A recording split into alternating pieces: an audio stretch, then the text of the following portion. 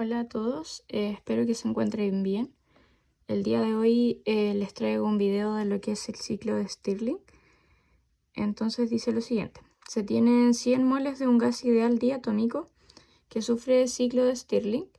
El ciclo se compone de una temperatura a la entrada de 300 Kelvin y una temperatura a la salida de 2000 Kelvin, mientras que las presiones son la presión de entrada son 150 kilopascal y la presión al final del enfriamiento es de 3 megapascal.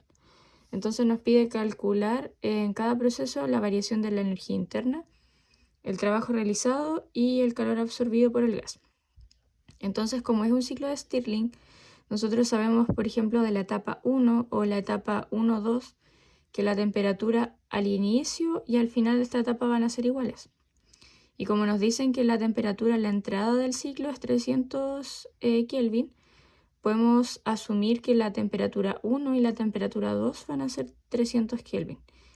Y también nos dice que la presión a la entrada es de 150 kilopascal, o sea, P1, P en la etapa 1, va a ser de 150 kilopascal o 0,15 megapascal.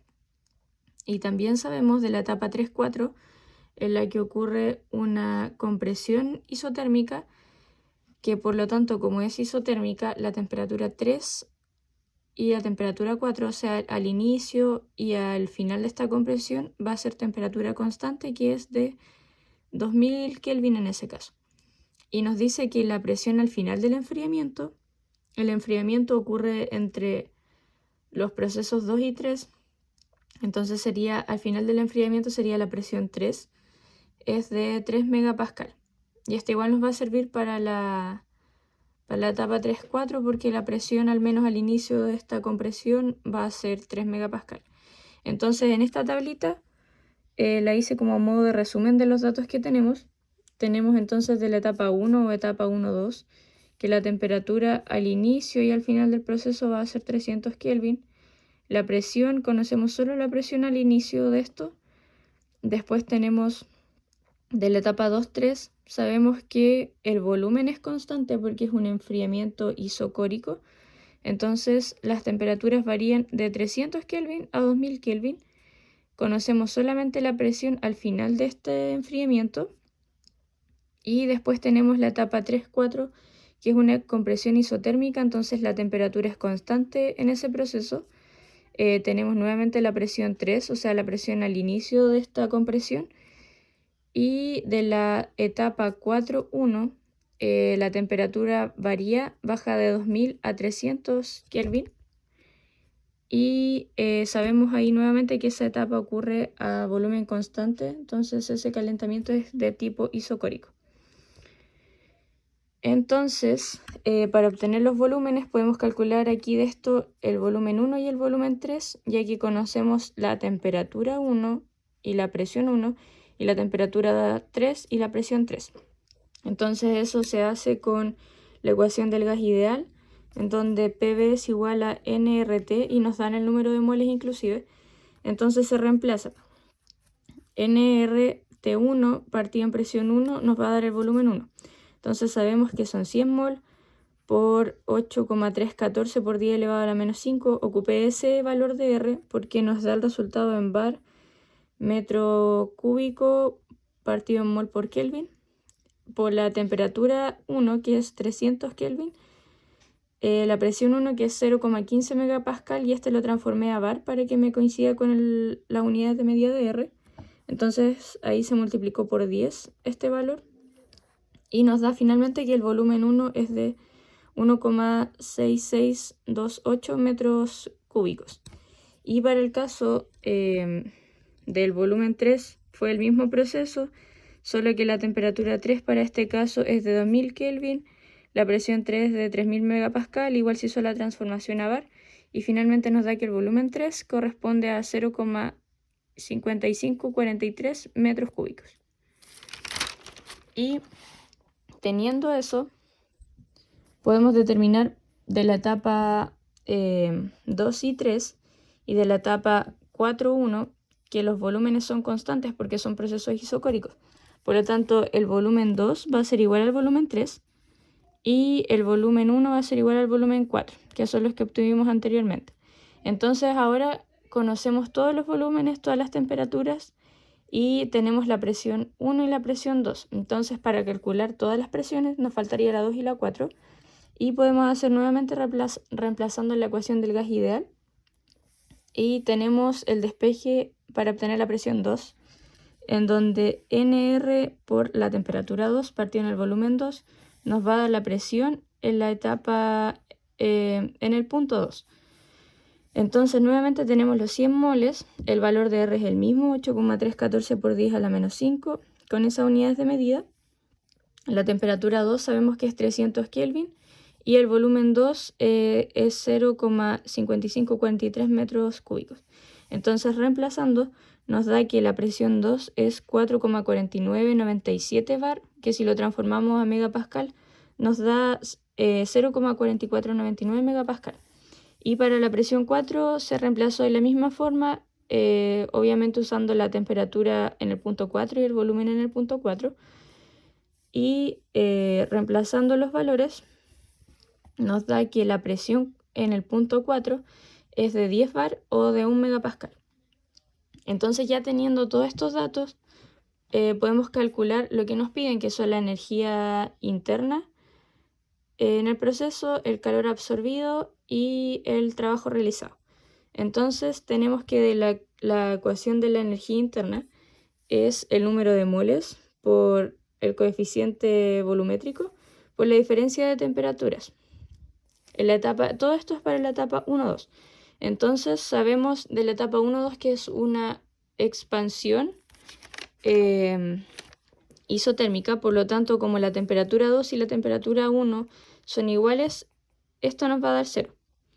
El trabajo se calcula de la siguiente forma.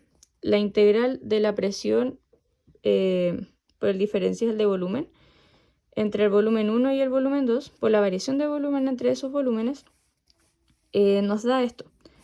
Reemplazando la presión nos da la fórmula del gas ideal, que es esto, nRT2 partido en volumen por la variación del volumen. Y finalmente nos va a quedar esto dentro del integral, que nos va a dar el logaritmo del volumen 1 partido en el volumen 2.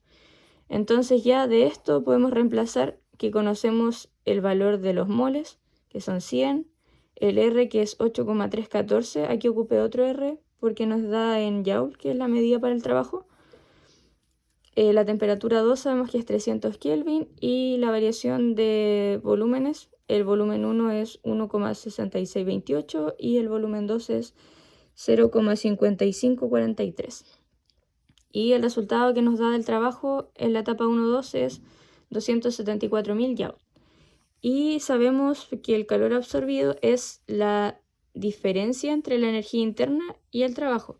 Entonces, como la energía interna es 0 y el volumen es 274.000 joules, el calor en esta etapa nos va a dar menos 274.000 joules.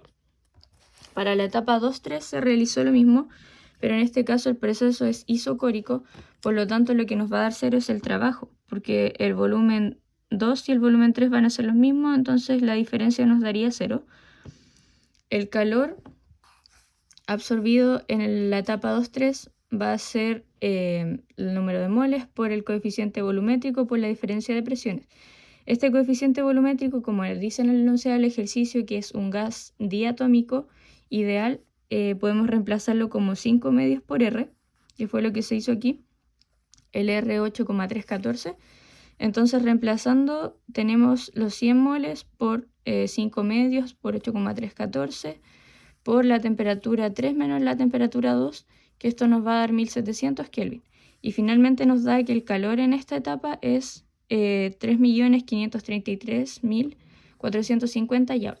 Y como la variación de la energía interna es el calor más el trabajo en esta etapa, nos da finalmente que el calor es igual a la variación de energía interna, o sea, 3.533.450 joules.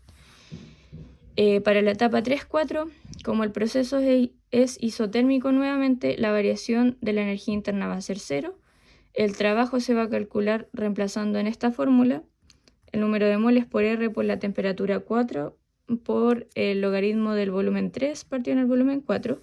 y eso nos da que el trabajo es de 554.300 joules y el calor, que es la diferencia entre energía interna y trabajo, nos da menos 554.300 joules.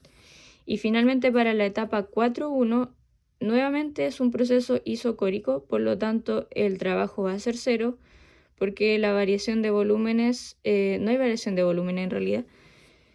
El calor absorbido se va a calcular de esa forma y vamos a reemplazar con los valores correspondientes y nos va a dar que el calor en esa etapa es de menos 3.533.450 joules y la disipación de la variación de la energía interna va a ser la suma del trabajo más el calor, que nos va a dar lo mismo que el calor, ya que el trabajo es cero.